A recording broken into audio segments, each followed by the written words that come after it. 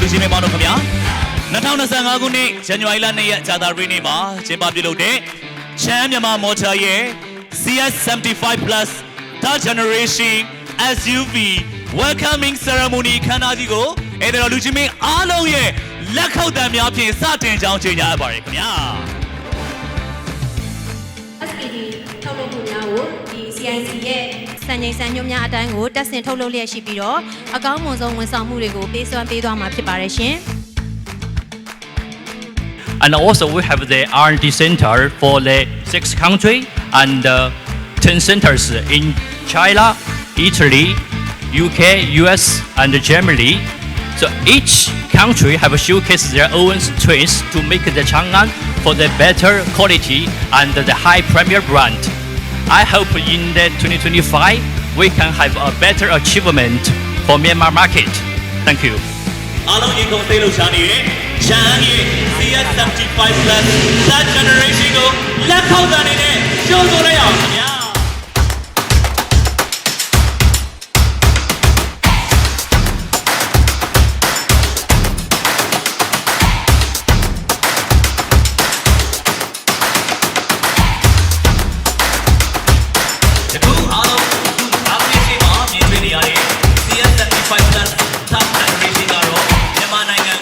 ကိုယူစွာဖြင့်ရောက်ရှိလာခဲ့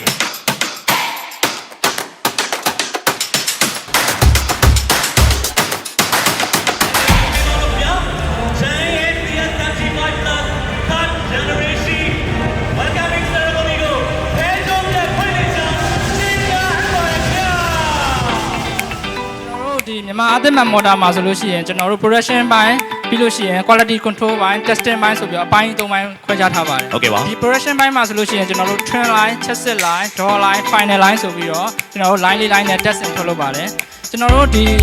line လေး line testing ပြီးတဲ့ဒီ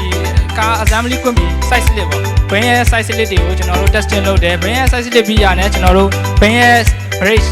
brake system တွေကိုကျွန်တော်တို့ brake မှာဆိုလို့ရှိရင်ဒီ hand brake parking brake ပြီးလို့ရှိရင်ကျွန်တော်တို့ ABS system တွေကိုပါကျွန်တော်တို့ brake system စမ်းသပ်ပါတယ် โอเคကို တက်ချန်မှာဆိုလို့ရှိရင်ကျွန်တော်တို့360ကင်မရာပါတယ်ပေါ့နော်360ကင်မရာပါတဲ့အတွက်ကျွန်တော်တို့360ကင်မရာကိုလည်းဒီချိန်ကြီးပေးရတယ်ပြီးလို့ရှိရင်ကျွန်တော်တို့ brain tap ဖြစ်တဲ့ shower တက်ကိုလည်းကျွန်တော်တို့ဟိုဒီရေယုံမျိုး โอเค360ရေထိုးပြီးတော့ကျွန်တော်တို့စမ်းသပ်ပြီးတော့စစ်ဆေးပါတယ် အားစီစဉ်များအောင်မြင်စွာပြီးမြောက်ကြောင်းကြေညာရပါတယ်ခင်ဗျာ